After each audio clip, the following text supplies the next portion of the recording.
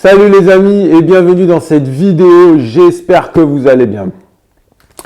Alors aujourd'hui, on va découvrir ensemble le Cubistove. Le Cubistove, qu'est-ce que c'est? C'est un nouveau four qui a la particularité d'avoir un plateau tournant et qui fonctionne au granulé de bois ou au pellet. Allez, on va procéder tout de suite à son déballage. Avant ça, je vous propose de télécharger gratuitement mon e-book « Les secrets de la pizza napolitaine » que vous trouverez dans la description en dessous de la vidéo. Donc voilà, on a ouvert le carton. Maintenant, on va procéder au déballage.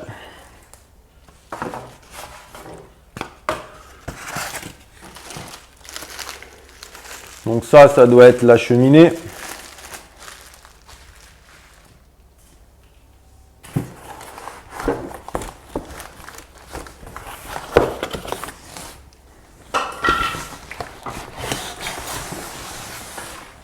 Hop, encore un carton. Et un autre carton.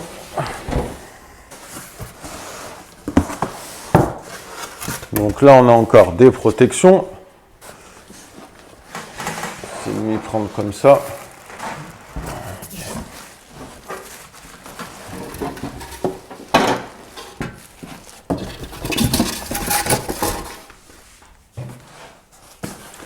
Allez, on va ouvrir le dernier carton. Alors, en tout cas, ce qui est sûr, c'est que le four est bien emballé. Donc ça, c'est des accessoires. On les découvrira après.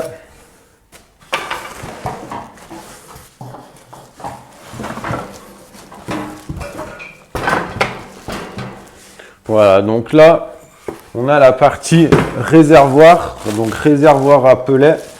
Alors pellet pour ce ou granulé de bois. Voilà, donc là, je vais vous montrer les éléments qu'il y avait dans l'emballage. Donc là, on a la partie principale du four. Ok, donc là, on voit qu'on a un petit thermomètre. Donc là, on a les pieds. On aura deux pieds ici. Et là, dessous, on viendra connecter cette partie du four. Donc, alors, je referme pour ne pas être gêné. Donc voilà, cette partie du four, c'est le brûleur. Donc c'est là-dedans qu'on va charger les granulés. Donc on va les charger ici par l'arrière. Hop, donc là il y a une trémie. Ok, je les charge ici. Et là de l'autre côté, c'est le réservoir à cendres, donc pour vider les cendres une fois que les granulés ou les pellets seront brûlés. Voilà. Donc là, on a la pierre. Donc c'est une pierre ronde. Et la pierre viendra se fixer là-dessus. Ok. Et c'est ça, c'est cette partie qui va tourner.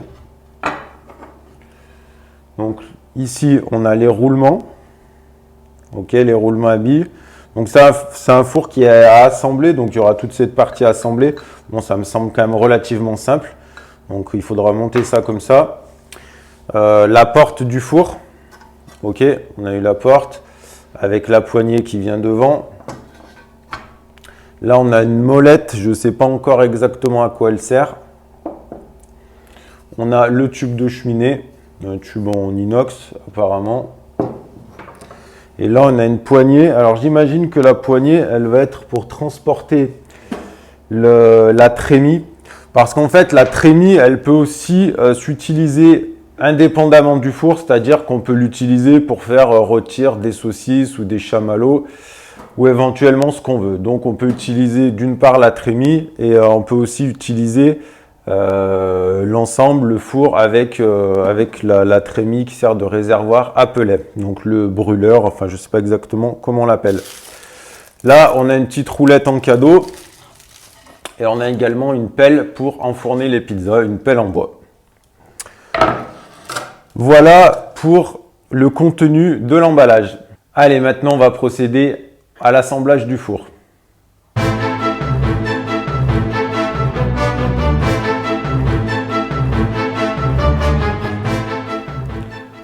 Voilà.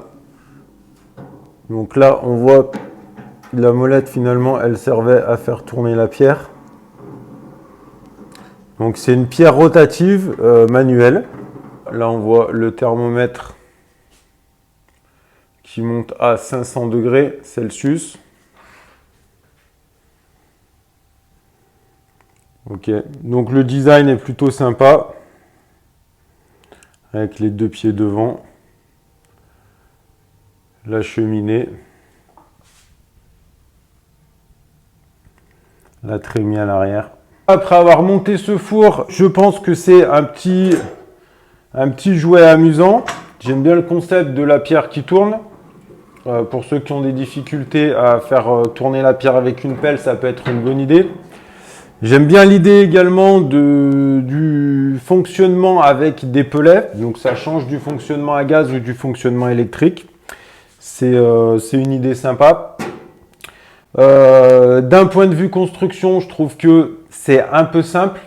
La finition pourrait être améliorée et je pense qu'aussi il y a quelques petits ajustements qui pourraient être revus également. L'autre point que j'ai relevé également, c'est que si jamais on veut déplacer le four, il faudra systématiquement le déplacer en deux temps. Donc déplacer dans un premier temps la partie four et ensuite la partie brûleur.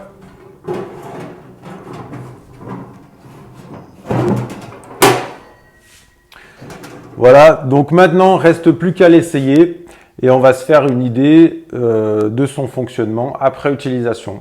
Je viens d'installer mon four sur mon ancien plan de travail.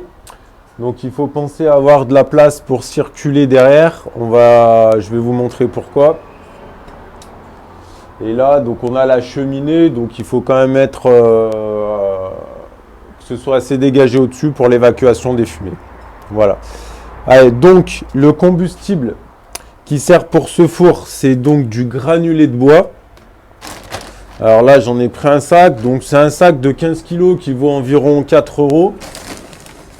Donc maintenant, on va aller charger la trémie et on va procéder à l'allumage du four. Pour allumer le four, il faut qu'on ait accès sur la partie arrière. Donc avec cet ustensile qui est fourni, on vient ouvrir la trémie. Donc la trémie, c'est le réservoir dans lequel on va insérer le granulé de bois. Donc on en met une petite quantité. Et ensuite, on va allumer le feu avec un allume-feu. On va utiliser un allume-feu. Alors si vous avez des allume-feu naturels, c'est mieux. Moi, en attendant, j'ai rien trouvé de mieux que ça. Voilà, je peux montrer. Là, notre four vient de chauffer pendant environ 1 heure. Donc j'ai rechargé des granulés régulièrement pour bien le faire monter en température, pour conserver la flamme. Donc là, on va voir le thermostat. On a dépassé les 350 degrés. On se dirige vers les 400. Donc à l'intérieur, tiens.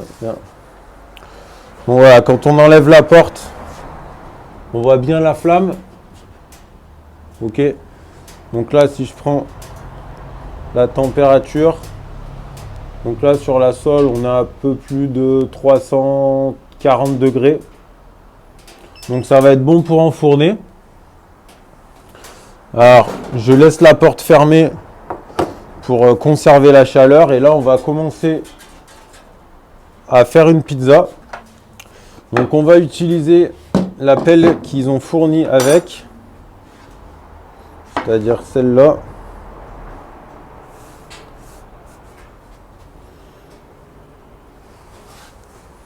Voilà, ça sera peut-être plus facile pour enfourner et surtout, ça sera à la taille du four.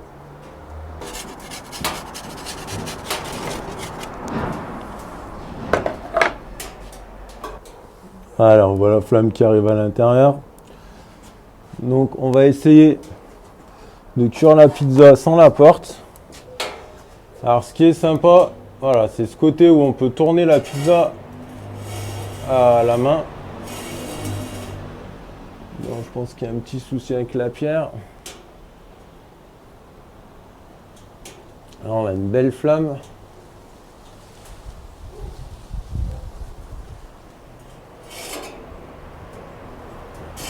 On a quand même la pizza qui gonfle bien. Donc on a une cuisson qui se fait bien. Alors je pense qu'il va falloir être assez réactif. Pour l'instant ça brûle pas.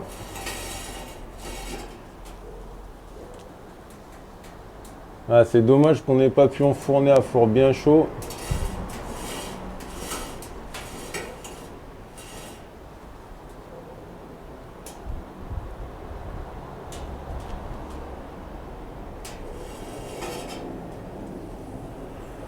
Voilà, on a la coloration qui apparaît.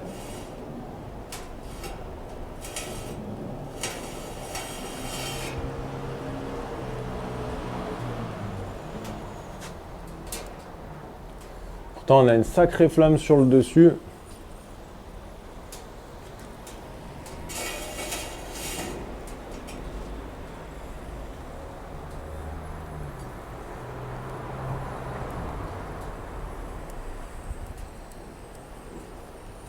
Voilà, la pâte qui colore.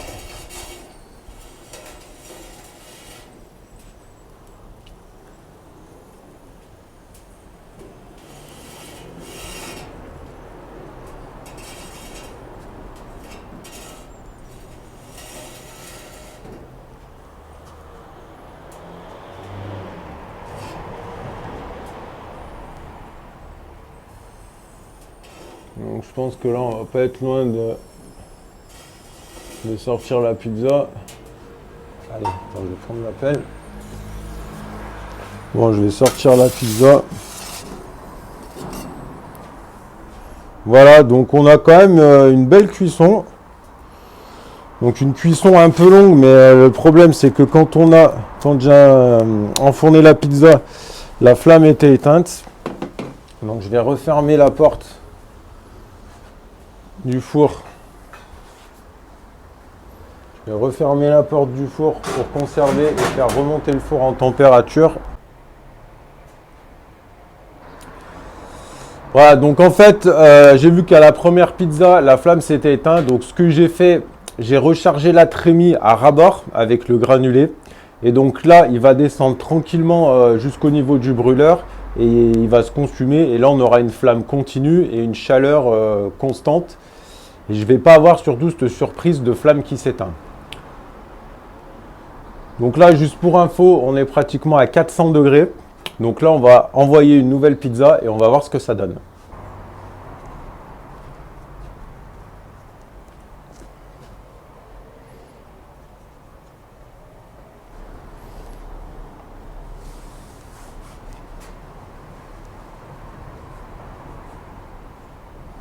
Voilà.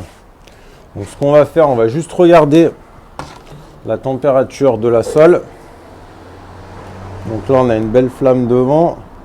Donc à 350, on a 431. Allez, on va venir enfourner la pizza.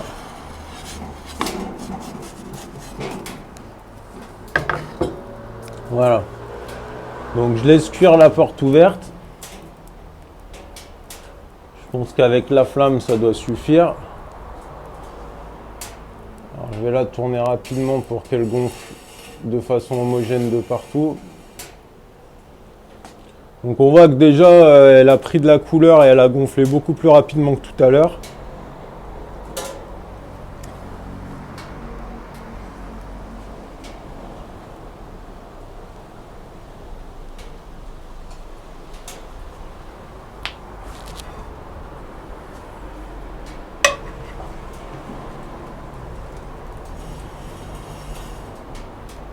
Voilà, on a vraiment une pizza qui explose en termes de développement.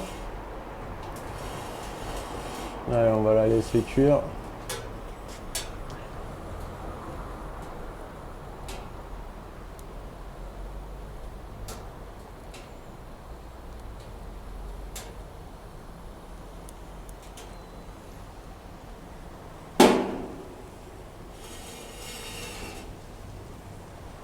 Voilà, là on voit qu'elle a bien coloré sur ce côté.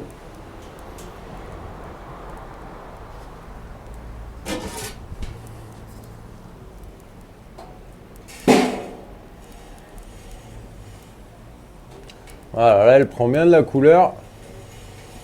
Alors faut peut-être faire attention qu'elle brûle pas trop. Voilà, elle est quasiment cuite, donc on va la sortir. Voilà. Regardez ça, comme la pizza a bien gonflé. On a vraiment une super cuisson. Elle est magnifique.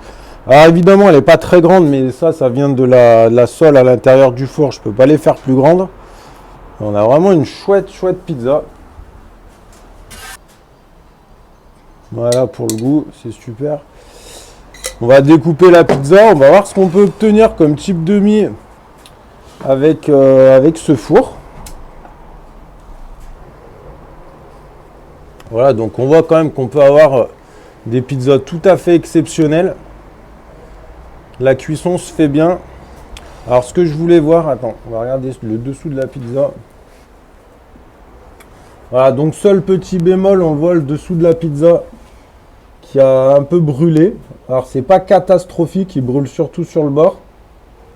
On verra mieux tout à l'heure parce que si je soulève, on va tout renverser. Donc ça vient de la qualité de la sole. Pour cuire à des hautes températures comme ça. Mais bon, ça reste tout à fait mangeable. Hein. On va essayer de voir de ce côté aussi. Voilà, de ce côté, elle n'a pas brûlé. Donc elle a surtout brûlé du côté le plus proche de la flamme, je pense. Voilà, on a un dessous qui est là, il est plutôt bien cuit. Là, c'est vraiment... voilà, il y a juste vraiment cet endroit. Là et là, c'est un peu brûlé, mais sans plus, quoi. Sans plus.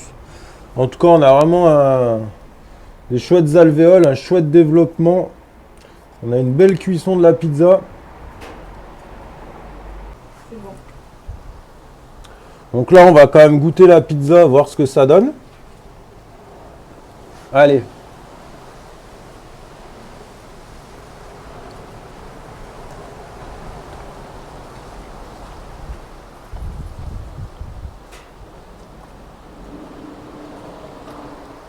Elle est super bonne. La cuisson, bah, elle est top. La pizza est vraiment bien cuite.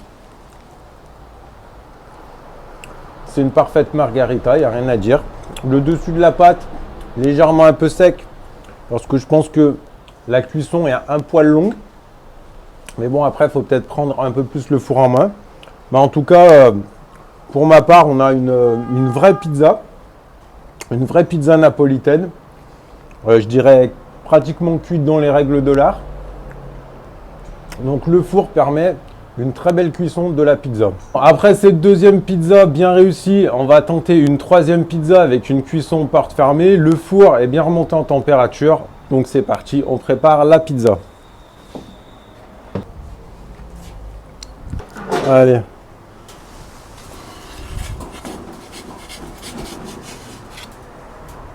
Hop, allez, on referme tout de suite la porte.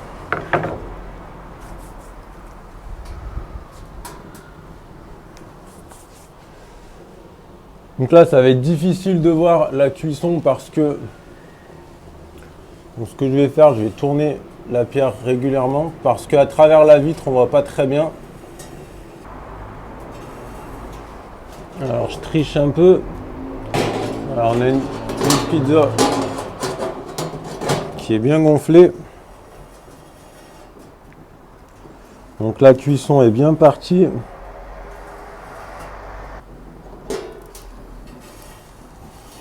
Voilà, là, on est pas mal. On est pas mal, hein. Allez, attends.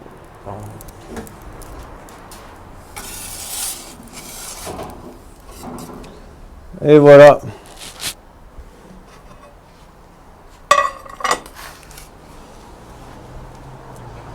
Alors, qu'est-ce qu'on remarque? Là, on voit que la pizza, elle a gonflé de manière homogène. Ça, c'est parfait, il n'y a rien à dire. Petit bémol, chose que j'aime pas trop, c'est qu'avec la porte fermée, on voit que la croûte a noirci. Donc, mais dû à la suie. Donc ça va pas être super. Sinon, la cuisson a été vraiment top, hein. On voit, malgré la suie, on voit la coloration de la croûte.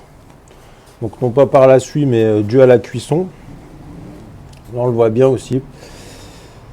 Donc il va falloir éviter de faire cuire les pizzas à porte fermée dans ce four pour des raisons de santé. Mais sinon, encore une fois, on remarque qu'il y a une super cuisson. On va essayer de voir dessous. Dessous, alors je l'échappe. Voilà, dessous c'est top. Pas de traces de brûlure particulière. Une belle cuisson sur le dessous. Donc malgré la sole qui n'est pas en argile, on ne brûle pas forcément le dessous de la pizza, mais peut-être parce qu'on n'est pas non plus très très haut en température. Donc voilà, tout ce que je peux dire, c'est que avec ce four, on arrive à avoir des belles cuissons. Voilà, donc après cette session pizza, on va faire un petit bilan sur l'utilisation et ce que je pense de ce four, donc le Cubestove. Alors pour moi, les points améliorés, ça serait d'un point de vue construction, je trouve la construction un peu simple de ce four. Je pense qu'il pourrait y avoir des ajustements.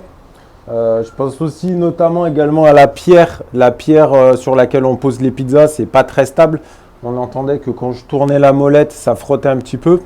Donc en améliorant un peu ces aspects en termes de construction, ça pourrait être un grand plus. La voûte également n'est pas isolée, donc la chaleur s'échappe rapidement. Voilà, on a un peu de mal à conserver la chaleur. Pour le reste, eh ben, je me suis plutôt bien amusé. Je trouve le concept d'utiliser des granulés de bois comme combustible, c'est plutôt sympa. Cependant, ça nécessite quand même une maintenance régulière. Donc régulièrement, il faut aller surveiller et recharger. J'ai compris à l'usage qu'il fallait quand même bien remplir la trémie pour pas être obligé de recharger toutes les 2 minutes parce que plus le four chauffe, plus les granulés brûlent vite. Du coup, plus il faut recharger rapidement. Donc, bien remplir la trémie. Ensuite, on a eu une belle cuisson de la pizza. Le petit côté innovant, la petite molette qui permet de faire tourner la pizza. Par exemple, si on n'est pas à l'aise avec une pelle, etc., ça peut être un plus. Voilà ce que je peux dire sur ce four. Il monte pas mal en température. On a atteint environ les 400 degrés. Voilà, donc si vous avez apprécié cette vidéo sur le Cubestove, vous mettez un like, vous pensez bien à la partager un maximum autour de vous. Si vous n'êtes pas abonné à ma chaîne, vous vous abonnez, vous activez également la petite cloche qui vous permettra d'être tenu au courant des nouvelles sorties de vidéos. Et si jamais ce four vous intéresse, je vais mettre un lien dans la description de la vidéo. Alors c'est un lien Kickstarter. Vous n'aurez qu'à cliquer dessus et vous serez redirigé vers le site qui vous parlera de ce four. Voilà, sur ce, moi je vous dis à bientôt pour une prochaine vidéo. Ciao!